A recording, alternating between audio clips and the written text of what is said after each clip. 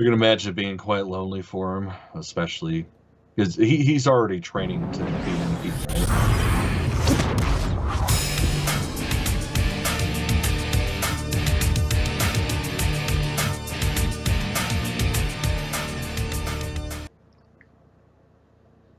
Welcome everyone to the Infernal Brotherhood of the Scruffy Looking Nerf Herders. This is a live streaming video podcast by Star Wars fans for Star Wars fans, and today we're continuing our episodic review of The Mandalorian, Chapter 21, The Pirate. We haven't talked about this at all, so I don't know No. what you're feeling, what your vibes are. What's your initial thoughts on this? Oh man, too little, too late. Are you kidding me? Dead serious, man. It just... What? So, I was thinking it fell flat, but it was also late at night when I was watching it, and I might have been a little inebriated. So I figured, okay, it's probably just me. I'll watch it again right before we record, and I'll have a different outlook. Nope. Wow. It's like there's cool aspects of it, but ultimately there's a lot of things that don't fucking make sense, and I hate the whole this becoming a Clone Wars cartoon feel. I'm not sure I understand what that means. Well, so like for instance, how everything has to be repeated like 7 or 8 times because all the Mandalorians are essentially just dumb children. Like that's just bugging the hell out of me. The Mandalorians look like idiots for sure. Yeah, I mean they're for sure idiots. But like that, and then we don't have ships. How are we supposed to go help? How the fuck did you get to that planet? Did you guys walk? They swam through space with the whales. And the thing is, it's like, okay, that would be somewhat plausible because, of course, they have rebreathers in their helmets. They seal off, and they have jetpacks. So cool. I could buy that for $1 if we hadn't seen the episode prior where they can't even go like a couple of miles on their jetpacks before they fall apart. So it's dumb things that are bothering me. Wow. But if this would have been episode 3, I wouldn't be bitching about it. Wow. But this is almost the end of the season, and they're just now starting to develop a story. It's like, come on. I fell on the exact opposite end of the spectrum. I was like, finally, they're like tying things together. Finally, I can accept that the Mandalorians are now finally regrouping so that they can then go retake Mandalore. They're gonna like bring all the lost tribes together. I was just like, yes, this is what episode 1 should have been at the very beginning. You know, Din Djarin goes and purifies himself in the water. Bo-Katan rides the mythosaur out, and all the Mandalorians are united. But that wasn't even what I liked or didn't like about this episode. Like, well, let's get in here in a second. Pika fan, hello there. Thanks for tuning in, man. So this was written by Jon Favreau, directed by Peter Ramsey, and of course it aired this past Wednesday. And it starts with, it's called Pirates, the Pirates. So we really get a focus on the idea of this Gorian Shard, which is kind of a silly-looking character in my opinion. But what's behind the concept of that pirate, I really, really liked. And it's this greater looming threat in the galaxy that there are disparate, not just Imperial war bands, but pirate alliances that are seemingly this impending threat to the burgeoning New Republic. And that's exactly what this should be like. From the beginning, I don't know why it took them so long to get to that point. But I really like that plot point, and I really love how we saw that Carson Teva go flying up to Coruscant to try to convince them, like, look, there's some shit happening in the Outer Rim that you guys need to be paying attention to because it's going to come and bite us in the ass if you don't. And we have that girl on the inside who's still working for, what was the guy's name? Gideon, thank you, Moff Gideon, who is doing everything she can to try to, keep his presence unknown to the core. And I like that. I really appreciated that now finally I understand her role. I suspected that she was still working, but it wasn't confirmed. I like that that's confirmed. I like that we finally get to know that there is a looming threat that sets up Thrawn as a possible person to come in and organize all these disparate groups. This is exactly what I wanted from the beginning. Same. Again, but for you, it was too little, too late. Too little, too late. Yeah,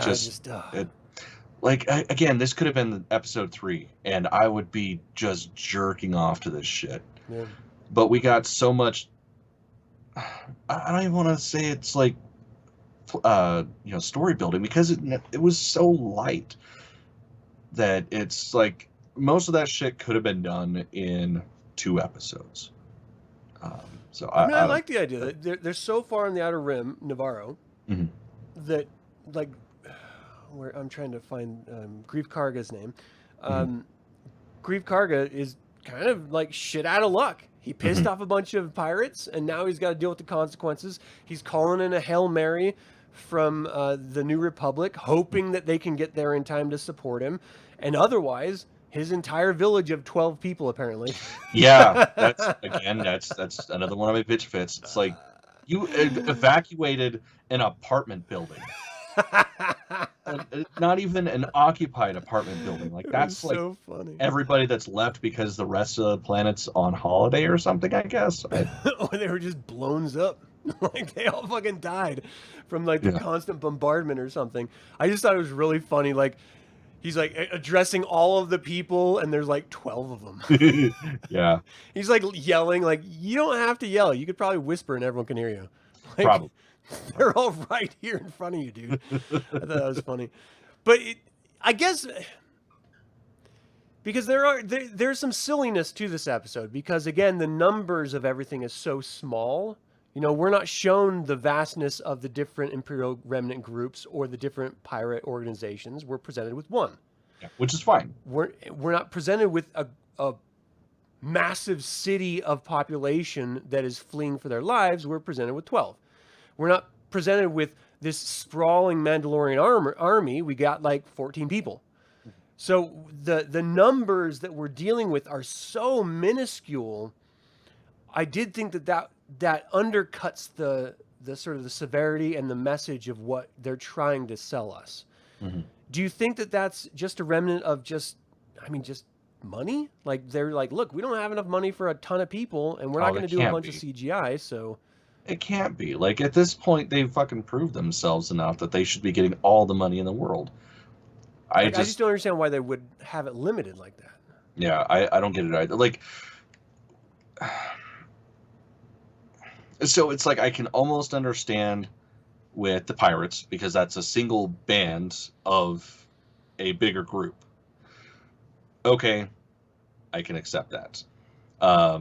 The Imperials, I mean, they just lost. Like, they're trying to rebuild a force. So get a couple here and there rogue groups, I can get that. And even with the Mandalorians, like, that is just one specific group, like a fundamentalist group of fanatics. Mm. I can understand why there's not that many there. But, like, really it comes down to, you're evacuating a supposed metropolis, and there's like 15 people with you. I mean, that's the part that just kind of bothered me. Yeah, it's always felt small there. Like, I always imagine it like Deadwood. It's like this sort of like a mining town or something. It's just this small little like hovel that they're trying to make seem bigger. Mm-hmm. But even with that, it felt minuscule when they were all gathered together outside the city limits. I was just like, CGI some people in there. Just make it feel larger, because otherwise this is like an extended family. Like, this is definitely. Pig roast to the dude across my street. There's not enough people. Right. You know? It's just it's a handful of islanders, and that's it. What are you going to do? Pika Fan says, probably the best episode of the season. Just wish the battle was a little longer. It felt rushed to him. I didn't mind the battle. I thought when we finally got Bo-Katan and Din Djarin fighting the pirates, it was literally 2 people against that one pirate band. It felt like I enjoyed the battle itself. Yeah, same. It was sort of the stuff around it that I didn't enjoy as much. But I did like the idea that they're finally coming together, and we are finally acknowledging a greater galactic problem that the New Republic seems to just be ignorant to, or unwilling to even consider, when they're just trying to get their hands around governing. Mm-hmm. Well, and that's honestly, that's probably the hardest part that I have with this episode specifically. The other ones, there wasn't much substance. It was all leading up to this episode. I feel like it kind of almost falls flat on what it's trying to get across. That, yeah, there's a huge threat, but it's like we're only getting little snippets, and it's like not really that scary. How did the humor land with you in this episode? There wasn't a lot of it, but there's a little bit. I didn't hate it. I went, and that was about it. When the dude was like raising his rifle to shoot the quacking monkey lizards, I was screaming at the TV, "Don't shoot them! They're fucking quacking monkey lizards! What's wrong with you?" Right. And then when they come, they're like, "Where are the pirate guys?" And the little lizards are pointing off. I was like, "Fuck yeah!" Yeah, I did appreciate that. It's like, good. Yeah. Fuck them. So I liked the humor. It wasn't that over-the-top Marvel humor that they always try to push through in every Star Wars property now. It was just a subdued little addition. I really appreciated it. They didn't try to go too crazy. Hey, Chris, thanks for tuning in. The episode really, really landed for me. And I don't know if it's in comparison, because the other episodes sort of fell so flat, that anything better than that is great, Or I don't know. It just finally got to what I wanted, but I really, really loved it. And for some reason, I felt the presence of the physical, the practical effects a little bit more in this. Like when they showed the dude from Rebels. Zeb. Now, here's the thing. Is it confirmed that that's Zeb? Yeah, I think it is. Because, I mean, I assume it's Zeb because we've never seen another fucking Lothan or whatever the hell they are. Yeah. But, yeah, it was... I was like, call him the original Chewbacca design. Mm-hmm. The original Ralph McQuarrie Chewbacca design. Right. Yeah, I mean, no one ever like overtly said it, but it was the guy's voice and it was the same creature type. So I'm making the assumption. I don't even see it in the official notes that it's him. Yeah. But that is the assumption I got. Oh, so yeah, it's confirmed to be Zeb, says. Okay. Yeah, because I didn't get a chance to actually like read the Arabesh on his flight suit, so I couldn't see what it said.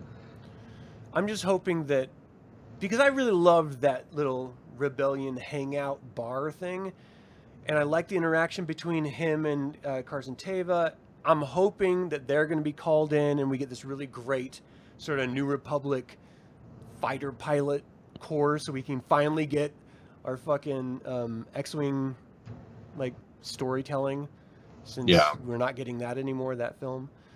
I'm really looking forward to that. Hey, Carlos is saying it was Zeb. Thanks for tuning in, man. Okay. So I loved those small elements in this episode because I felt like they were desperately missing from the previous ones. The first episode had a lot of that, where we saw a lot of wonderful alien species, all practical effects, and it was all just like, I eat that shit up. I like it so much more than any CGI anything. Yeah. So as soon as we saw Zeb, I was just like, fuck yeah, we're finally getting into the late Rebels season mixed with the Mandalorian. How could that possibly go wrong, Mm-hmm. I'm sure it could, but I'm hoping that it's not going to. I believe in them. I believe they could make it worse. I was just so excited. Can we talk about the Mandalorian thing? Because this is where it starts to get really weird for me. Like, I was not ready for this when the armor was like, take your helmet off. And she was reluctant. Like, I didn't think that she fully bought into the whole cult. I thought she was doing it for future reasons. And then she was so reluctant to take it off. And then she did, and the armor was like, now you walk both worlds. I was like, wait a second, what? So she doesn't buy into it, like, at all. It's just, it was a means to the end. Like, she was doing that because that was what is expected of her. Like, she went to this group because she doesn't have a group anymore. So it's, initially, I didn't know if she was, like, fucking with her. Yeah. Or if that's what she was doing. Because I kind of figured that's what she was doing, where it's like, look, you walk both paths. You walk the way of modern Mandalorians, but now you're also one of us. So, I figured that's where it was going. But the little voice in the back of my head's like, what if she's just fucking with her? Yeah, she's all, Well, ha! You failed! She's like, you're too powerful. You're going to be the leader, and then I can't be the leader. And then you're going to take my talking stick, a.k.a. my hammer. Yeah, it's her What did you think of that? The whole time I was confused. I was like, what is she do? Is she setting her up for like a fight? Are they going to fight? Like, the whole time I was like on the edge, like not really getting what was going on. And even when she straight up said to everyone, no, Bo-Katan walks both sides or whatever. She's fucking Mandalorian cult and Mandalorian norm. And I was still a little bit like, what? Like, the other shoe has to drop at some point. I'm not feeling this yet. Yeah. And then they like turn all to the other Mandalorians and they're just like, gasp. And Din Djarin's like, uh-huh. And everyone's like, okay. It was a little bit weird to me, but yeah. There's a lot of decisions being made that I don't understand. I did like was it Vane? No, who was it? Who's the big guy that always hangs around with the armor? I can't remember his damn name. But like when he was giving the speech, why are we gonna go do this? Why does he expect us? Because we're Mandalorians. I was just like, that is the worst delivery of that line you could have given us. Yeah, it was pretty terrible. It was not like an impassioned thing. I know what they were doing. They were trying to subvert our expectations by saying, is he going to go along with it? Is he not? And as soon as he stood up, it's like, oh, well, clearly he is. She just saved his kid's life. Of course he's going to be okay with her now. So it wasn't a surprise. And so if it's not going to be a surprise because you've already told us he likes her, then give us that Braveheart speech, give us that Patton moment. Don't like undersell it because you're trying to be sneaky and creative. So when he does say, because we're Mandalorians, we're just like, yeah, you are. Because it didn't have the gravity of it, Yeah. You needed to scream it. Something. Because like when he said it, I was like, yeah. No one else is yelling. Never mind. Sorry. I didn't mean to say anything. But I thought we were all yelling and no one was yelling. And it was me and my wife and her looking at me like I'm an idiot. Yeah, it was very underwhelming. He thinks the armor finally did the math and realized that they would need to merge with the other sex or their order would perish. Unless you count the bird babies from the last episode. Yeah, their group grew by 3 that day. I do think it is that moment where she's like, look, you said you saw the mythosaur. I thought it was fantasy. I have no reason to disbelieve you. And if it is there, then you're definitely the one. Like, you were already the one once. Yeah. And so are we just like throwing the Darksabers thing out, the whole storyline out? Who knows? It seems like it, right? Kind of. That was like the whole big thing about introducing the Darksaber. Only the leader of the Mandalorians can wield it. And now the armor is like, fuck that thing. Look, you're the bitch. Get your ass up there. Right. And that was it. I was just like, what? Why was that such a big deal then? Why did they spend 2 seasons talking about, or a full season talking about the damn Darksaber, and no one gives a fuck anymore? But oh well. I did like. And that's just speaking specifically of this show, because we also got pretty much a season of that with the Clone Wars. Yeah, exactly. So we were very primed that this is the only way.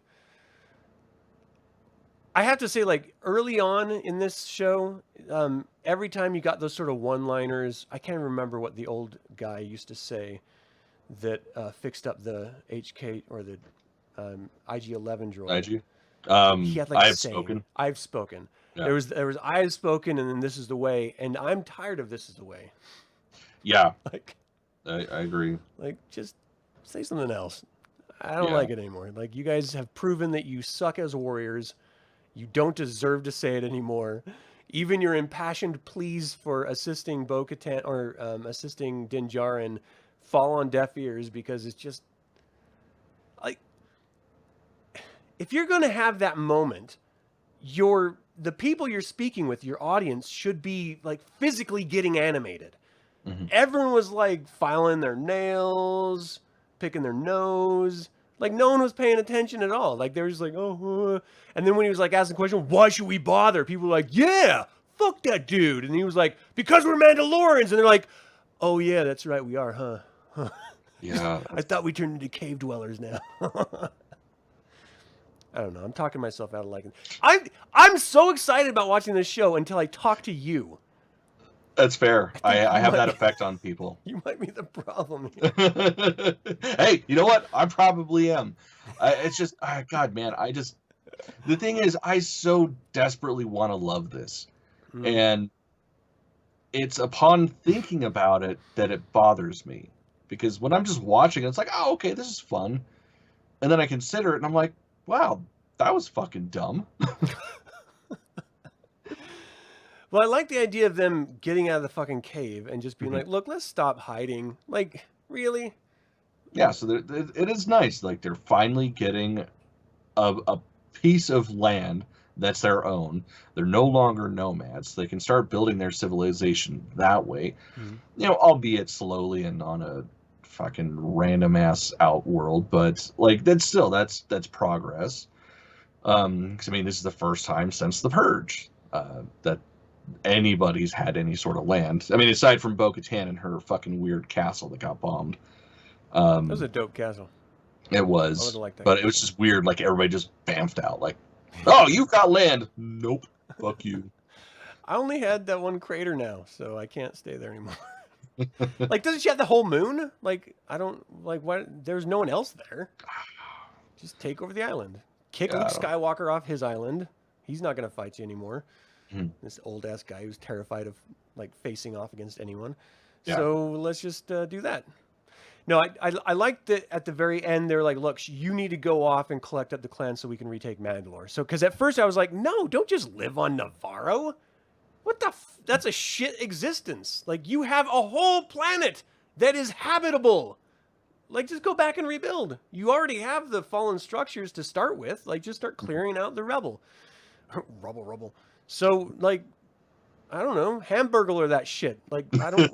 Why you're fucking like hiding away from your home? Don't you like your home? You too good for your home? Drives me nuts. Yeah. He likes that the random world they chose the same one that they were on the first season when they had a large contingent underground.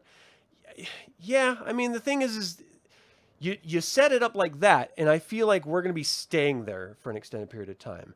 I don't want them to stay there. I want them to retake Mandalore. That was what I thought this whole season was about. I thought that was the point of this season. That's what it seemed like. And then we got Mandalore, so I was like, fuck yeah, hell yeah, let's see them take this husk and turn it back into a habitable planet. Because, I mean, clearly it's habitable. Like, they got those fucking Morlocks that live there. So they should, by all accounts, be able to do something. They could totally take them. And they could totally take their place back. Like, I don't understand why they don't. It doesn't make any sense to me. Especially when you have Bo-Katan who lived there and ruled there. Like, she could tell you how to fucking live in that place. She knows it. She led Din Djarin to the Mythosaur, and then I guess he was just too stupid to open his eyes in the water. Right. For whatever crazy reason. And it's just, like, they have water, clearly. Yeah. There has to be some sort of sustaining force there because there's giant creatures that live there. Yep. So it's like, why not just immediately go back there? Like, you guys could swim there like you did to that planet from Navarro. Just do it. Well, that's what I'm going to assume. I'm assuming that they swam there because they couldn't walk there. They found a teleporter or something. I mean, maybe. They cannot go back to the planet where Bo-Katan was. It was attacked by Imperials. Yeah, but it's not occupied. Like, it's literally a floating planet with an atmosphere. Yeah. Like, there's nothing that stops them from going back to it. There's no Imperial presence that's going to try to retake Mandalore. They devastated it on the upground. And we were presented with the underground civilization, which tells me that that's where they would then move into. To be under the surface and out of the prying eyes of the remnants of the Empire. Like, it seems like a perfect setup that they just chose not to take. Well, especially because they're fucking miners. Like, why wouldn't they live underground? Like, what better way to regain their populace than to do what they have been doing since the dawn of Mandalore, and that's mine ore for Beskar. Yeah. It does seem like that is the direction they're going, though. with the end of this last episode. And so I am hopeful and excited for that. Yeah, I'm very hopeful. And that's really kind of the episode is, we got that Coruscant moment. I don't know why he would have had to go to Coruscant. We have communication devices. It could have done. Ultimately, I think it was just so we could see Colonel Tuttle walk in there and be like, "Hey, I'm going to get coffee so I can eavesdrop. Did you want anything, boss?" And then she just stays there. If I was her boss, I'd be like, "I thought you were going to get coffee. Like, get the fuck out of here. We're having a conversation." Right. But she was just like fucking setting her little fucking spiderly bullshit in. And that's the other side that really, really kind of bothers me. Not kind of, it really bothers me. Is that the New Republic officer would take a converted Imperial's opinion over his own Rangers that roam the Outer Rim and protect the inner core from outside threats. Like, I can't believe that and I understand it's like a bureaucracy thing, and there's a lot into it. It's just as far as, I don't know, they were trying to convince us of. There was reasons why he wouldn't, agree that there was an imminent threat because of, I don't know what, digital paperwork. It seemed like those little like disc cards or something, zip drives. Must be. Don't get excited. John Kasdan is getting involved. What? Yeah, it says the final episode's directed by him. Yeah, so I might be done with Star Wars.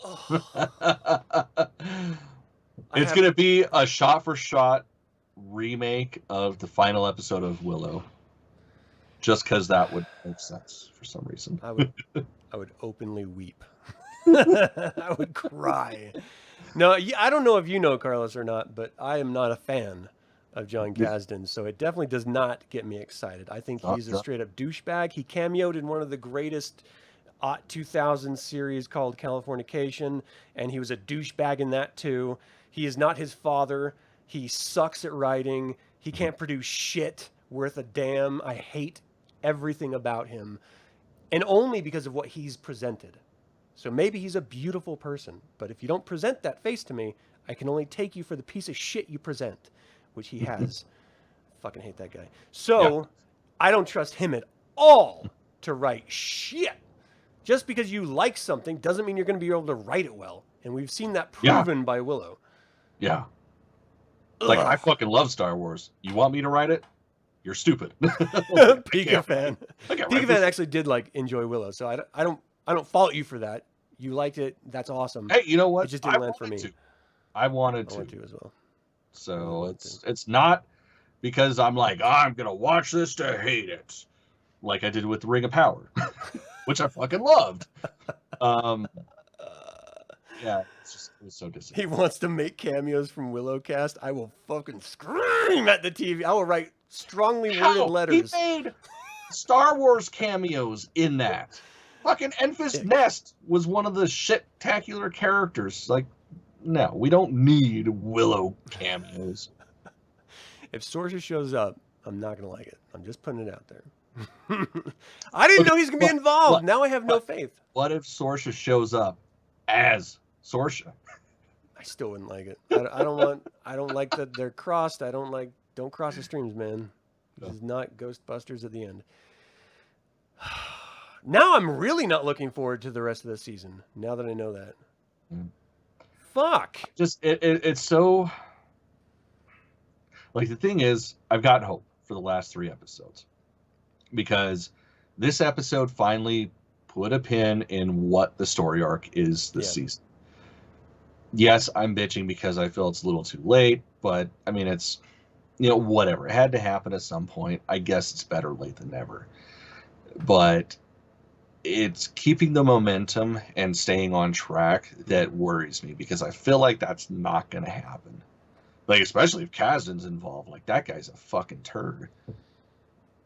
Yeah, I don't have any faith in him. All I could say is whatever he writes has to be overseen and approved by Filoni and Favreau, right? So, maybe with their guidance, they can keep him reined in.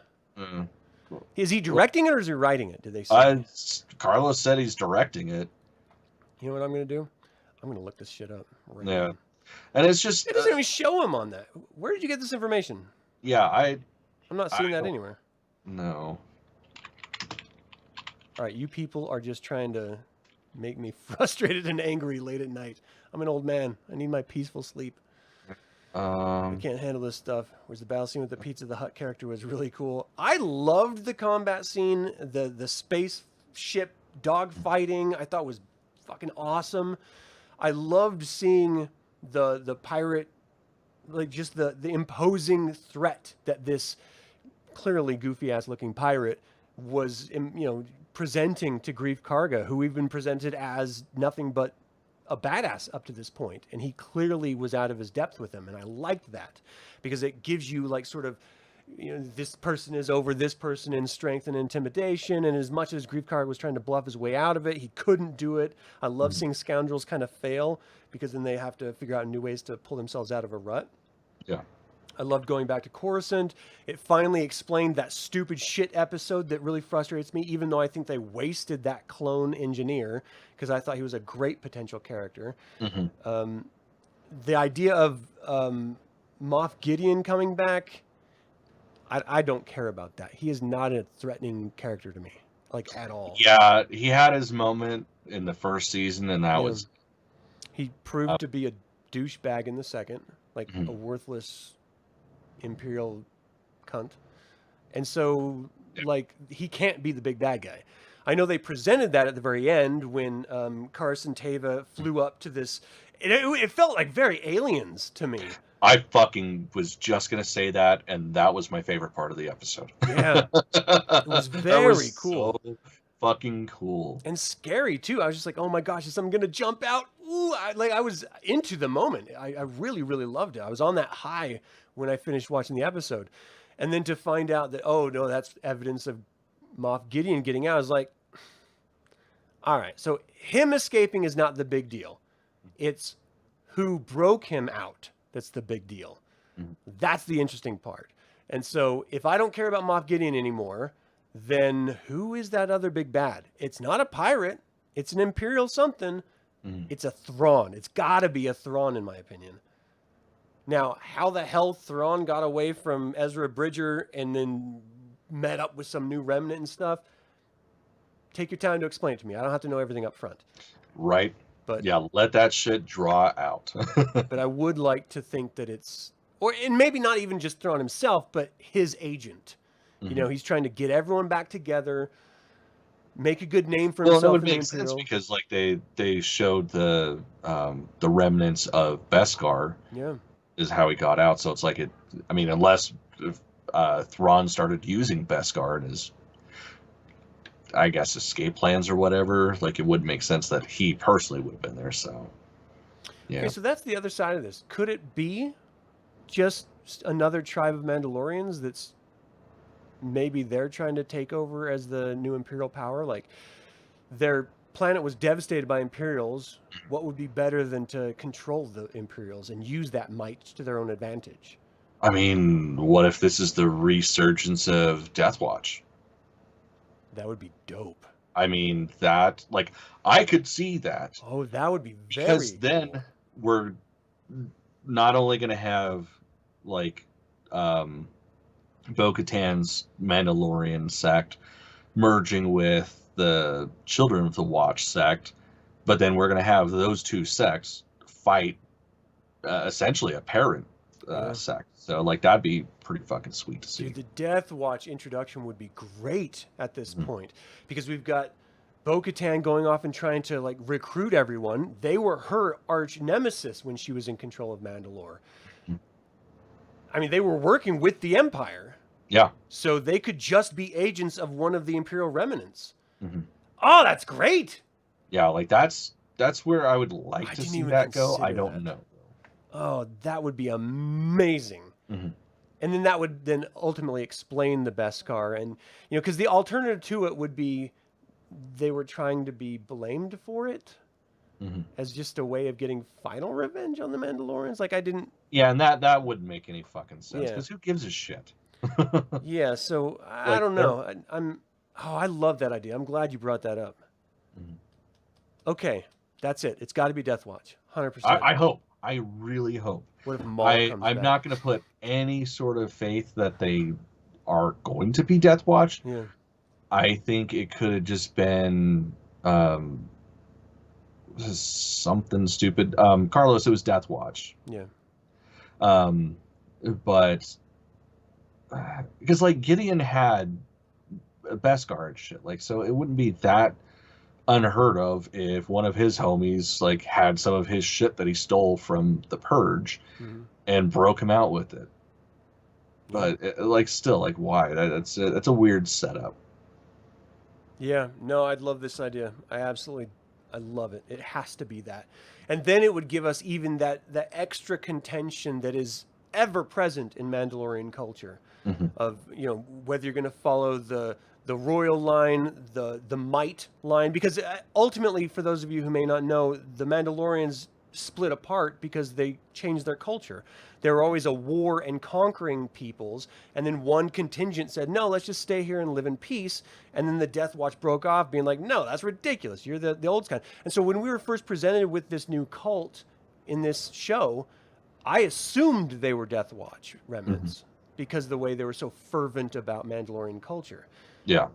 But if they're not, and there's another even bigger, darker, seedier side of Mandalorian culture they're going to dip in, I'm in. I'm 100% down. Well, it almost seems like if it is Death Watch, like the Death Watch that we would see would be the practical extremists, whereas with the Children of the Watch, they're the ones that took the religious stance of, you know, the people in Death Watch, like the whole idea of, you know, weapons being a part of their religion, you know, war being sacrament, shit like that. Like they take the religious aspect of it. Yeah.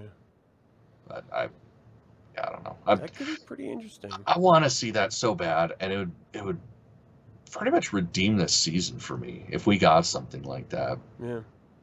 Because it's like this whole season has been alluding to bigger stories, big finale, but we're almost done and we really haven't gotten much. Yeah. Like, and if it's one of those things where, you know, chapter 23 ends up being like just this big, everything converges, and then we have the finale, it's like, that's kind of fucking boring.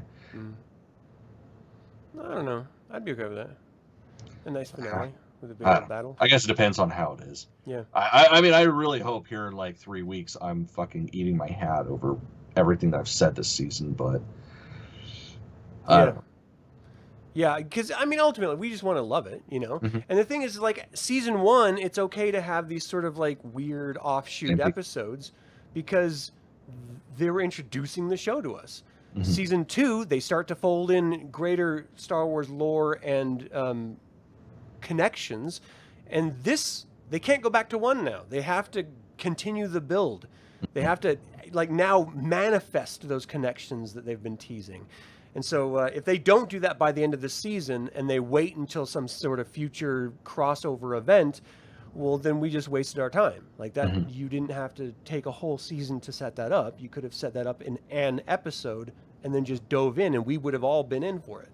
Yeah. So I don't know. I don't want this to be a waste of a season. The first half of it is starting to feel like it kind of was. I loved this episode for the way it presented sort of knots being tied together. What was your favorite part of this episode? Like I said, the inspection at the end, when he's looking at the Imperial transport, that was just so fucking cool. Like, that is some proper sci-fi / horror. Like, I love that. And I'm not gonna lie, seeing the bar scene was pretty goddamn cool too. Like, initially I'm like, oh, cool, it's Zeb. And then as I think about it more, it's like, wait, obviously he's gonna come back. I mean, does that mean that we're gonna see fucking Sabine next?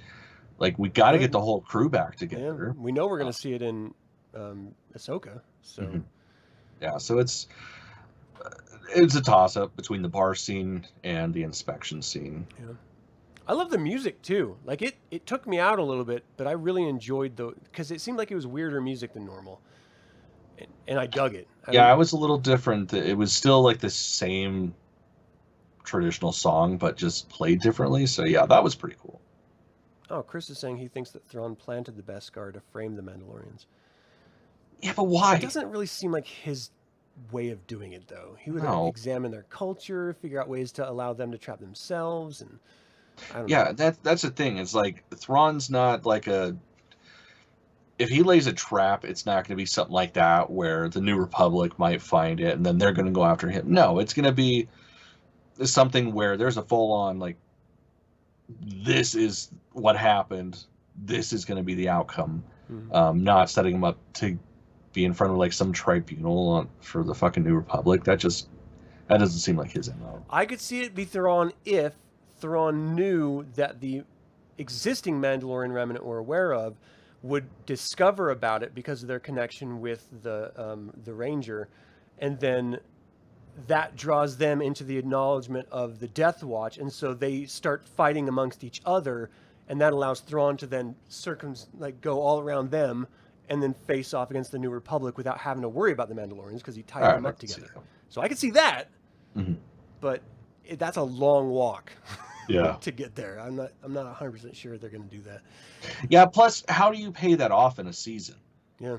In the last few episodes of the season, in 3 more episodes, like they'd have to pay that off in 3 more episodes, and not make it feel rushed in order to be good. Yeah. I don't even want to see Thrawn in this season at all. No. I just want to feel his weight is all. I just want the hint of it, and that's what I'm hoping that if that's Death Watch, they're clearly working with someone, and historically that's been Empire. So I'm hoping that they continue that through line and really threaten us.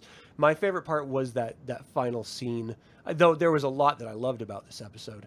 That just looking, I was scared. Like I was like, oh, this is great. This is horror in Star Wars, and it was only a scene, but it was enough to get me excited about. It was pretty intense. Like great. I'm not gonna lie, when the little astromech Dealey was in there looking at shit, and you get the scenes of flashing back to Homeboy in his cockpit, and you get like just random light passing behind him. It's like, oh my god, he's gonna get fucked up. What the hell's going on? Like that was pretty suspenseful. Yeah, I loved it. It was great. What was your least favorite part of this? I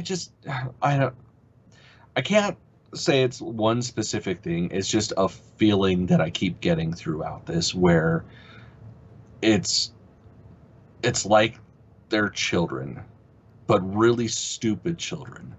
So you mean the Mandalorians? Yeah, the Mandalorians. Sorry, where everything has to be repeated like 5 or 6 times when it's really simple to begin with. Yeah. I feel like they probably all were eating paint chips on Navarro before they left.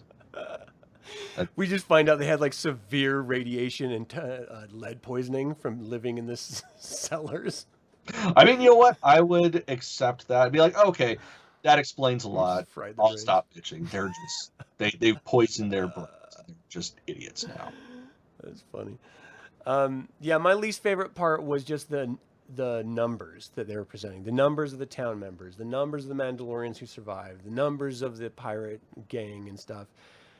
I was a little underwhelmed by that. I feel like at this point you should be able to throw a lot more money at this and have a lot more people as extras. Right? Well, look at fucking Book of Boba Fett. Yeah, they had a whole damn city. Yeah, like they had like something that was about half the size.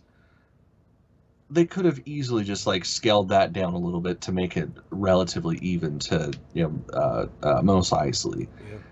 Because I mean, it's a hub. Like it's a hub of commerce. There's a lot of people living there. There's schools. There's all kinds of shit. Like for it to be that many people that made it out, either A, the pirates fucked their shit up and like essentially destroyed the planet, or B, they just were lazy and didn't get enough fucking people to fill space. Yeah. All right. Well, is there anything else with this episode you wanted to talk about? Nah, I think we got it. Yeah, me too. Thank you all so much for tuning in, both live and after the fact. We invite you to subscribe to this YouTube channel, click the bell to get notified about our next video, and click that stupid like button. We have a store for all of your scruffy-looking Nerf herder needs. The link is in the description below as well. So until the Infernal Brotherhood of the scruffy-looking Nerf herders convenes again, may the Force be with you. Hey, Tommy, quit playing with your dinghy. They're passionate. Figured that was a lot more interesting than a shitty one. A shitty shirt. Yeah.